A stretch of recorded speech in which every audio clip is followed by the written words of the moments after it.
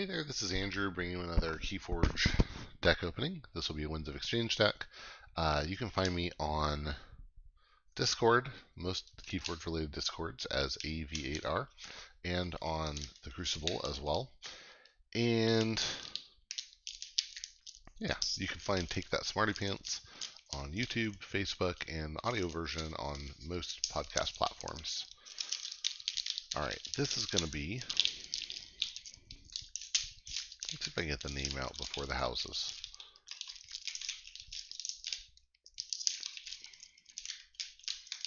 Nope, I can't. Okay. Alright, this is going to be Boisivon the Gracelessly Hot-Tempered. And it looks like we have Brobnar, Mars, and Starlance here. That can be pretty cool, and we've got Skirmisher as the token creature. Skirmisher is a 2-power goblin with Skirmish. Shocking, given the name. Okay, let's see what we get here. So, I should say, in Starlance, I'm hoping for some cool deck acceleration tricks. In Brobnar, board control, some Amber ramping. Really, this should be a pretty speedy deck on Amber between these three houses. And in Mars, maybe some cool combos and a little bit of player control as well, potentially. Alright, so, first card in Brobnar, Endless Hordes. This is an action that says for each enemy creature, make a token creature, ready it, and have it fight that enemy creature, ignoring taunt. Resolve these fights one at a time. That's pretty great. And yeah, pretty great, especially with Skirmish, because it means the tokens are probably going to stick around afterward. Now, what we'd really like is like a Brick Nasty to round that out and turn that into Amber generation. Okay, we got a Blood of Titans. It's an upgrade with an Amber that gives a creature +5 power. That's pretty cool. Got another one of those. Very interesting. All right. And then Overrun, it's an action with an Amber that says, play. If 3 or more enemy creatures have been destroyed this turn, your opponent loses 2 Amber. Well, if we get that on the same turn as Endless Hordes, then I guess there's a pretty decent chance of it popping. Okay. The Grand Gourd is a 5-power giant. This is at the start of your turn. If you control the most powerful creature, make a token creature. Cool. All right. More ways to get Skirmishers. Vow of Blood is an action with an Amber. This one has a damage on it. It enhances with 2 damage, and when you play it, you deal 2 damage to each damaged enemy creature. So this also could help with Overrun. Great. We've got Berserker Slam, an action with an Amber that says play, deal 4 damage to a flank creature. If this damage destroys that creature, its controller loses 1 Amber. Also pretty great. And we do have Brick Nasty. Haha, yeah. Brick Nasty is a 5-power giant Brocken that says after another friendly Brobnar creature fights, gain 1 Amber. So, wow, we have 5 pips so far, but potentially even more Amber generation than that, as well as some Amber destruction against the opponent. Then we've got Fresh Marks. It's an action with an Amber. This one got a draw icon on it. When you play it, you destroy a friendly creature, and if you do, you exalt 3 enemy creatures. That's some more Amber generation. I mean, there's some cool turns you could do here. Rant and Rive is an action with an Amber. When you play it, if your opponent has 8 or more Amber, they lose half their Amber, rounding down.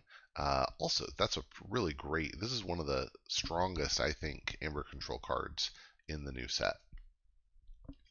Then we've got Shockherder, a 3-power goblin with deploy, and after you play it, you ready and fight with a neighboring creature. Now, the one thing I'm a little concerned about so far is we don't have a lot of big creatures with the Brobnar, although the Blood of Titans could help. And we have Stratosmack, an action that says play, deal 3 damage to a creature. If this damage destroys that creature, make a token creature. Alright, well that's it for Brobnar, but we really did pretty well here. I think like 7 Amber pips, a Brick Nasty, and a lot of interesting damage control that could potentially tie into your opponent losing Amber, so that's great. Then we've got Artifact Control. Wow, destroy them all is an action. When you play it, you destroy an artifact, a creature, and an upgrade. That's pretty great. We've got Ether Spider. a 7-power beast that deals no damage when fighting, but says that each amber that would be added to your opponent's pool is captured by Ether Spider instead. That's really strong. We've got Psychic Network, an action that says play steal 1 for each friendly ready Mars creature. Okay, that can be good. We'll see what else we get. We've got Ixal, the Iron Captain, who's a 4-power Martian Ironics with 1 armor, that after it's played makes each friendly Ironics creature, including itself, capture 2 amber. We've got a Glixel Weaponsmith. It's a 4-power Martian Artisan with 1 armor. That enhanced 2 damage and a draw. Have we already seen all of that? Draw, damage. Oh no, we're missing a damage. Then we have Kaboom. It's an action that puts each Mars creature into its owner's archives, then destroys each creature, and then gains you 3 chains. We've got another Kaboom. This one got a damage icon on it. I kind of suspect we discard these more often than not, and I'm glad we don't have a third one, but it's not necessarily bad. It's just pretty situational. Then we have Mars Needs Amber. It's an action with an amber. This one got a damage icon on it, which is excellent because Mars Needs Amber says play each damaged enemy non-Mars creature captures 1 amber from its own side. So yeah, that paired with some of this damage in Brobnar could lead to some excellent amber swing turns. Here's another damage pip on Mix the Tall-Minded, who's a 5-power Martian that says your opponent's keys cost +1 for each friendly Mars creature in play. Okay, I'm really okay with this amber control stuff in Mars. That's great.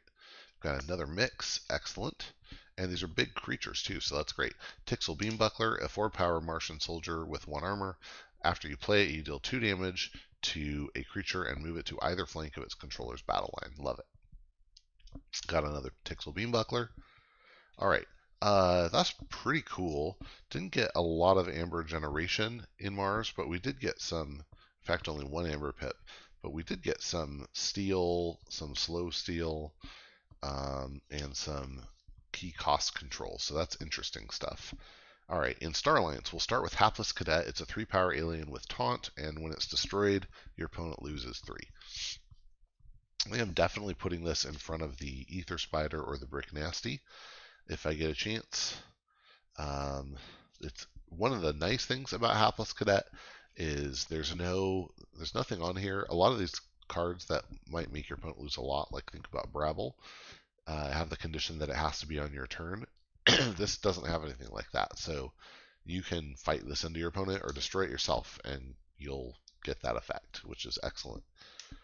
Temporal Purge is an action with an amber. When you play it, you flip each token creature face up, and for each non-creature token flipped this way, each non-creature token, put each non-creature card flipped this way into its owner's discard pile. Okay, we didn't have that much token generation though, to be honest. None in Mars. Really none in Mars. Wow. And then just a little bit in Brobnar. So I actually don't think we're going to be sitting on that many tokens here. Endless Hordes being a notable exception. Camaraderie is an action with an amber. When you play it, you exhaust a friendly Star Alliance creature. If you do, draw 2 cards for each of its non-Star Alliance neighbors. Potentially, like, play a card, exhaust a creature that you could have reaped with to draw potentially 4 cards. That's pretty great, actually. I like that. Detention Coil is an upgrade with an amber that says this creature cannot fight. Selective Preservation, nice board wipe here. It's an action when you play it, you choose a creature of each power value and you destroy each creature not chosen. So situationally, it could be a pretty powerful wipe.